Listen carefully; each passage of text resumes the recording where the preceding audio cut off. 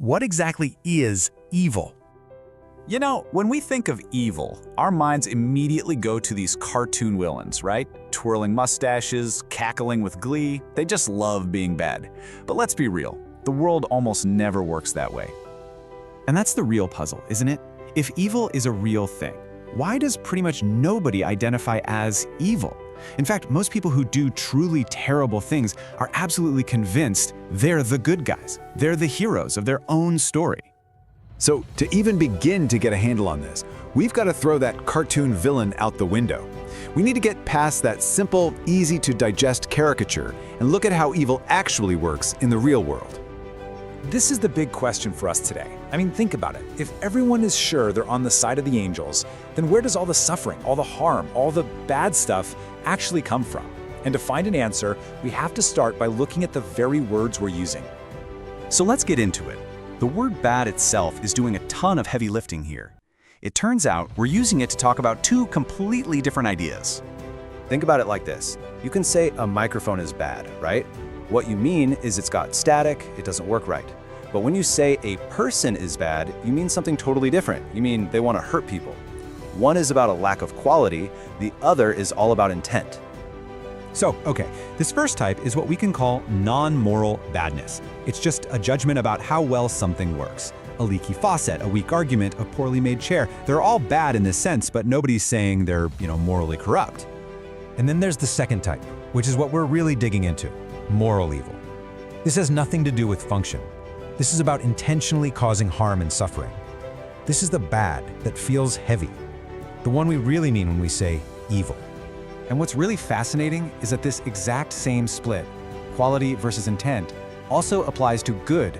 Just like there are two kinds of bad, there are two very different ways to be good. We hear phrases like this all the time. Just be nice. Love will save the world. And yeah, they sound great, they make us feel warm and fuzzy. But is just feeling like a good person the same as actually being a good person? And that's the huge difference right here. On one side, you've got this passive, good-hearted feeling. It doesn't cost you anything to say you have it. But on the other side, there's this high-quality goodness. And that's like a skill. It's like being a good craftsman. It takes active work, effort, and real care.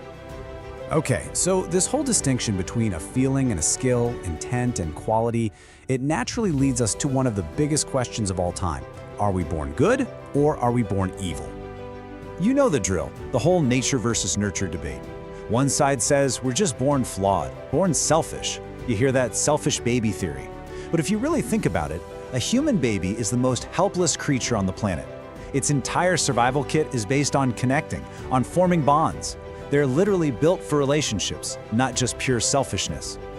And here's the thing. Just slapping the label born evil on someone is, well, it's kind of the easy way out, isn't it? It lets us stop asking the really tough questions about the society, the systems, and the choices that actually shape who we become. And that idea that our environment shapes us brings us to some really tricky and honestly pretty disturbing territory. How can entire systems push people who think they're good to do profoundly evil things? Let's use a story pretty much everyone knows to get at this, The Godfather. Are the Corleones evil? At first, the answer seems like a total slam dunk. But when you start to look at them as a system, a world unto themselves, things get complicated fast. I mean, let's lay out the case for evil. It's pretty straightforward, right? We're talking murder, extortion, violence, organized crime. Objectively, these actions cause immense harm and destruction. Case closed? Not so fast, because this is what's so brilliant about their story. From inside their world, they see things completely differently. They're not just criminals. They see themselves as providing a kind of justice that the official system fails to deliver. They live by a strict code of honor, loyalty, and discipline. From their perspective, they are the good guys. And that leads to this incredibly challenging thought. The moment we label someone or some group evil, that label itself can become a permission slip. It can become the very excuse we need to be cruel to them, to do things we'd normally never allow ourselves to do. So what on earth are we supposed to do with all this? If evil isn't simple, if good people can get caught up in terrible things, how are we supposed to live? Well, maybe the answer isn't a neat and tidy definition. Maybe the answer is the process of thinking itself.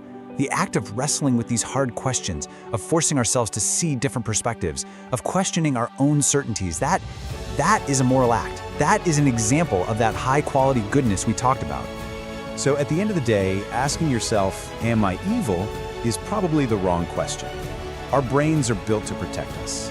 The answer is almost always going to be, of course not. The much tougher question, the more useful and frankly more courageous question is this. If I were slowly, bit by bit, becoming part of something evil, would I even have the tools to see it? Would I be able to notice? And that's the real challenge.